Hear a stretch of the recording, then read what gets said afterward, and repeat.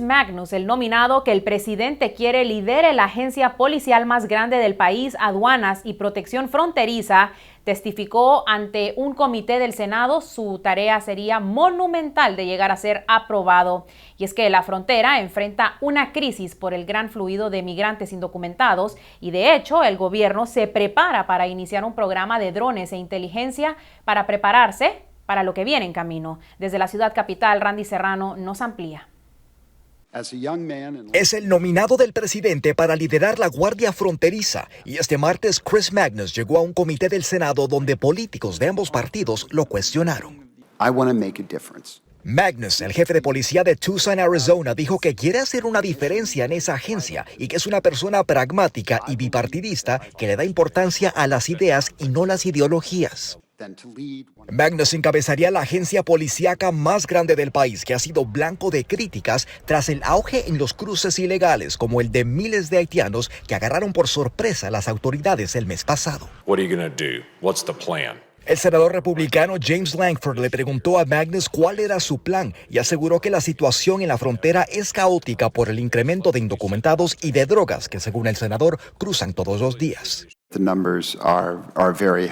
Magnus aceptó que los números en los cruces ilegales son altos, pero se limitó a decir que haría cumplir las leyes de una manera humana. Mientras tanto, el gobierno se prepara para dar marcha a un nuevo plan que incluye recolectar inteligencia en Centro y Suramérica con el fin de monitorear grupos de migrantes que se mueven hacia la frontera. Vamos a seguir gastando recursos, despilfarrando, más bien dicho, recursos, violando derechos de las personas y llevando a un plano más preocupante el principio de protección humanitaria.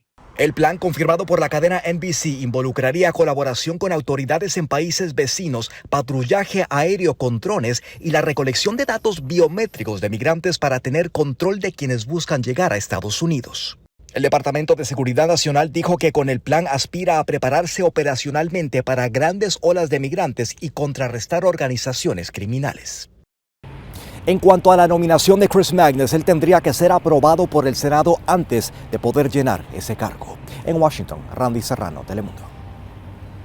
Gracias, Randy. Exmilitares guatemaltecos irrumpen violentamente en el Congreso para exigir remuneraciones. Le tenemos más de lo que ocurre en nuestros países a continuación.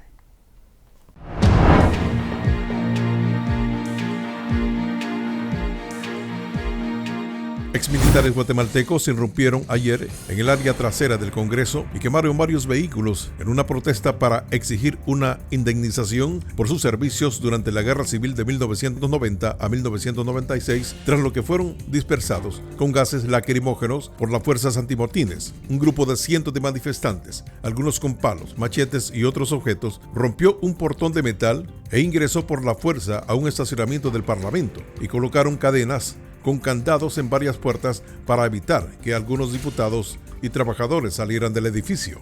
Además, los exsoldados incendiaron varios vehículos que estaban estacionados. Al menos 5 personas fueron atendidas por socorristas por algún golpe, heridas leves o afectados por los gases, según un vocero de los bomberos voluntarios. El ministro de Gobernación informó que con apoyo de la policía se logró la evacuación por completo del personal que permanecía en el interior del Congreso. En Honduras, el viceministro de Salud, Freddy Guillén, anunció que ese país recibirá en lo que resta del año unos 4 millones de vacunas contra el COVID-19. Mientras tanto, el país ha aplicado 6.3 millones de vacunas contra el coronavirus. De esas, 3.8 millones pertenecen a la primera dosis y 2.4 millones del esquema completo.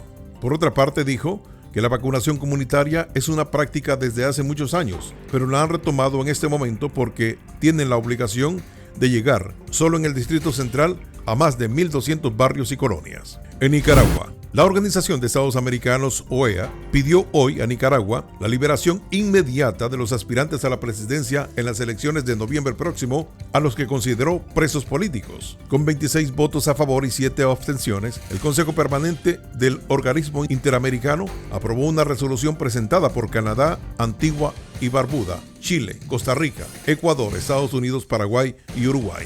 En Cuba, la isla se prepara para abrir sus puertas al turismo internacional a mediados de noviembre con la eliminación de la cuarentena obligatoria y con planes para ofrecer sus vacunas contra el COVID-19 a los viajeros. Informó el martes el Ministerio de Turismo que están trabajando, si es posible, en ofertar las vacunas para todos los clientes que visiten la isla, afirmó en conferencia de prensa el ministro de Turismo, Juan Carlos García. Cuba, durante la pandemia, sufrió un duro golpe económico por la ausencia de visitantes y prevé recibir 100,000 turistas en los próximos 45 días del 2021. Aprovechará que cuenta con vacunas de producción propia. Y en Ecuador, el presidente Guillermo Lasso decretó el estado de excepción para enfrentar al narcotráfico y delincuencia en Ecuador, con el cual las Fuerzas Armadas y la policía saldrán a las calles para dar seguridad. Todos los sectores sociales y políticos debemos trabajar en absoluta unidad, porque en las calles del Ecuador hay un solo enemigo, el narcotráfico.